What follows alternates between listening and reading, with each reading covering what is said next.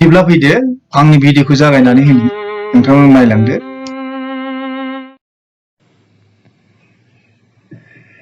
मोखां लाइसिनि सासे खन्थाइगिरि गोमालांनाय जेब्लानो फेसबुक खुलिनानै नायो आं अब्लानो नुयो नोंनि मोखां लोगोसे खन्थाइ सथा आरो इनफरमेटिभ कालेक्टिभ इमेजफोरखौ आं लाइक खालामोब्ला थानो हाया। गोनांथारब्ला खालामो शेयार प्रफाइलफोरखौ कमेन्ट होयो किउट होननानै नङाब्ला बाह होना समायफ्लेदों होननानै। नाथाय दिनैनि टाइमलाइनाव नोंनि जेबो पस्ट नोजोर गोग्लैयाखै आपडेट स्टेटासआव। जानो हागौ नों अनलाइनाव गैया, चाटआवबो ग्रीन सिगनेल नुजायाखै। मानोना नोंनिसिम आंनि फ्रेंड रिक्वेस्ट हरनाय प्राइभेसि पलिसियाव एडिट होननानै कनफार्म जाखाबाय दं माब्लाबानो।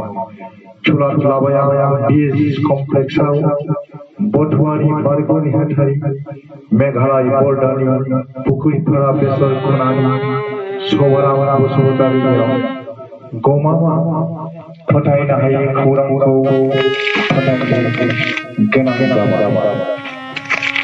नों फरवार्ड रांसाराव दिनै सोरनिबा लिरहरनाय खौरांखौ मोनमारदोंमोन फेसबुक लोगोरि जयश्रीनिफ्राय। दाजाबदोंमोन बुलां बाबुनि रादाबजों फागुनियाबो ओंखोनो बुंहरमारदों।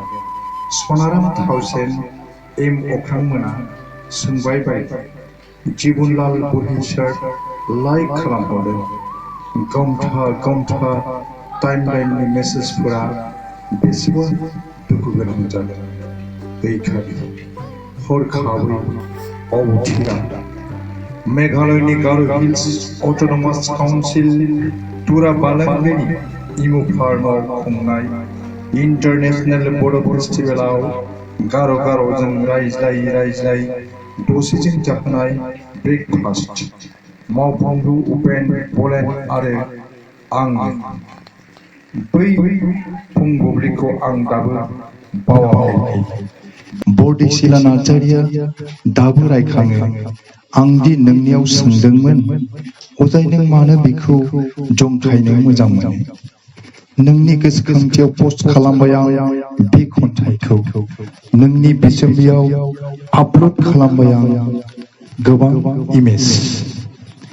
इन्टारनेशनेल बड' फेस्टिभेलनि आरो दुधनियाव जानाय BWA सेमिनारनि खन्थाइ मेलाव नुजाफैनाय मानगोनां खन्थाइगिरि धीरजज्योति सानसुमै, अरन राजा, बुलां माकुरा, बिनोद धनेश्वर, उपेन समर, बरुवाकान्त, खगेन आरो उमेश ब्रह्म। मेल सामलायनाय बिजय बाग्लारि, भबानी आरो नबकुमारनि। राजिना लाबोदों बर' समाजनि राजेनखौ नन्देश्वर मंगल सिंह, आलासि गेदेमा साहित्य एकाडेमिनि प्रेमानन्द सारखौ, लोगोसे अनजालि दैमारिनि बिबुंसार हासार गोनां। बेफोर रेकर्डआ दैखांजादोंथ' नोंनि केमेराजों, नाथाय दिनै सोर खेबगोन केमेरा नों गैयै बुब्लियाव? देग्लाय मानोबा लांदां जथुम थिलि हाबाब नोंनि मुङै सोर लिरगोन एपिटाफ?